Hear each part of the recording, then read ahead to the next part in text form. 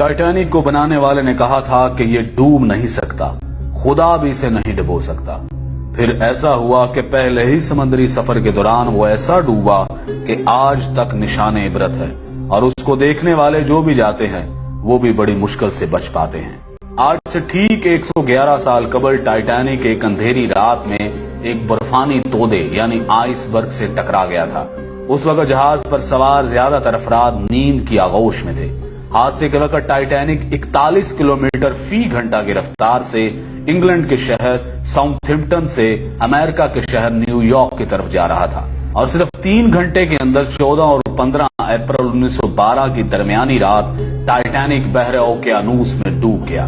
वो जहाज जिसके बारे में कहा जाता था कि वो कभी नहीं डूबेगा, न सिर्फ चंद घंटों में समंदर में गर्क हो गया, बल्कि इस हादसे में 1500 के करीब अफराद भी हलाक हुए। 111 साल बाद भी उसे सबसे बड़ा समंदरी हादसा समझा जाता है। सितंबर 1985 में इस जहाज की बाकियात को बहरा ओकेयानूस में जाए हादसे से हटा दिया गया था। हादसे के बाद यह बहरी जहाज कनाडा से 650 किलोमीटर के फासले पर 3843 मीटर की गहराई में 2 हिस्सों में बट गया, और दोनों हिस्से एक दूसरे से 800 मीटर के फासले पर पड़े थे। 111 साल गुजरने के बाद भी इस हादसे के बारे में मुअम्मे मौजूद हैं। माहिरीन की राय इसके बारे में क्या है, जानिए इस वीडियो में। इस बहरी जहाज के बारे में कहा जाता था कि यह डूब नहीं सकता, खुदा भी इसे नहीं डुबो सकता। इस यकीन की कुछ वजूहात भी थी। Federal university of Rio de Janeiro के शोबा बहरिया और ओशन इंजीनियरिंग के प्रोफेसर और इंजीनियर अलेक्जेंडर डी पेन्हो अल्हो कहते हैं कि इंजीनियरिंग के लिहाज से यह डिजाइन की बुनियाद पर तैयार करदा पहला बहरी जहाज था। कई वाटर टाइट कंपार्टमेंट्स बनाए गए थे, यानी जहाज का एक कमरा पानी से भर भी जाए तो दूसरे कमरे को गर्क नहीं कर सकता था। वो बताते हैं कि इस जहाज की तैयारी के दौरान कुछ मुश्किलात पेश आई थी, जैसा कि जहाज की ऊंचाई कितनी रखी जाएगी ताकि बिजली की तारें और पानी के पाइप ठीक से काम कर सके। इस पर बहुत सोच विचार की गई थी। प्रोफेसर अल्हो के मुताबिक इस पर गौर करने के बाद उस वक्त के इंजीनियर्स ने जहाज की ऊंचाई का तयन किया।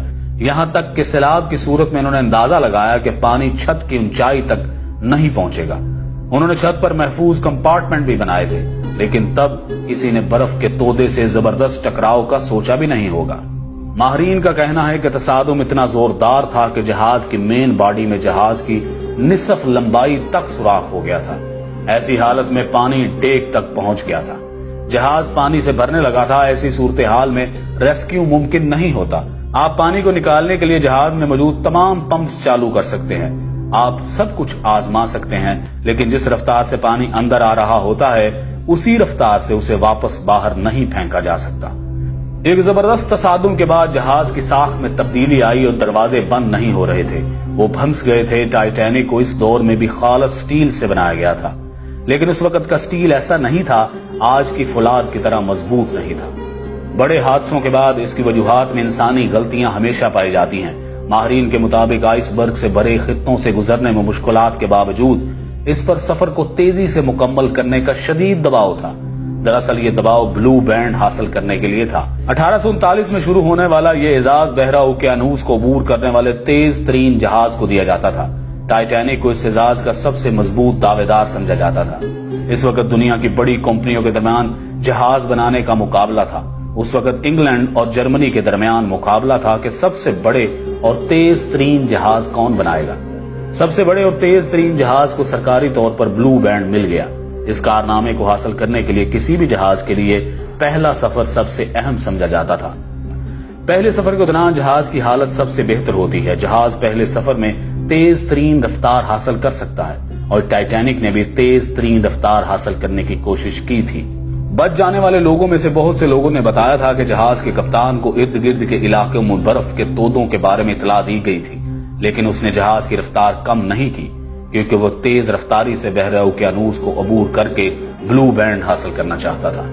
लेकिन यही तेज रफ्तारी और गरूर और तकब्बुर और खुदा को चैलेंज इस जहाज को डुबोने का सबब बने। टाइटैनिक हादसे में 1500 के करीब अफराद हलाक हुए, जिसके बाद समुद्री जहाजों के हिफाजती निजाम को बेहतर बनाने की कोशिशें शुरू कर दी गईं। इस हादसे के बाद समुद्री जहाजों की हिफाजत के लिए रडार जैसे आलात की तैयारी शुरू की गई। ٹائٹینک کے حادثے میں بہت سے لوگ اس لیے مارے گئے کہ ان کے پاس لائف بوٹس نہیں تھی، اور ٹائٹینک میں لائف بوٹس اس لیے بھی کم تھی کیونکہ ان کا دعویٰ تھا کہ یہ جہاز کبھی نہیں ڈوب سکتا۔ اس یقین کی وجہ سے جہاز میں صرف آدھی لائف بوٹس رکھی گئی تھی۔ یہ حادثہ سمندری جہازوں کی حفاظت کے حوالے سے ایک اہم سنگ میل ثابت ہوا۔ سمندری جہازوں کی حفاظت کے لیے ادارہ جاتی فریم ورک بنایا گیا، تعمیر کے دوران حفاظتی پیرامیٹرز کا خیال رکھا گیا، اسے مسلسل بہتر بنانے کے منصوبے پر کام کیا گیا۔ آج کے دور میں ریڈار برف کے تودوں کو بہت پہلے پتہ لگا لیتے ہیں۔